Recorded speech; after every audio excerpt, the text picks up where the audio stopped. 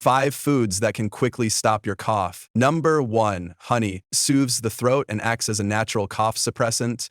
Try a spoonful or mix it in warm tea. Number 2, ginger. Has anti-inflammatory properties that relax the airways and reduce coughing. Drink ginger tea or chew a small piece. Number 3, pineapple. Contains bromelain, an enzyme that helps break down mucus and ease throat irritation. Number 4, turmeric. Its curcumin content helps fight inflammation and boost immunity. Mix turmeric with warm milk for relief. Number 5, garlic. A natural antimicrobial that helps fight infections and soothe a sore throat. Eat raw garlic or add it to soups. Which one food are you eating for stop your cough? Let me know down below comments.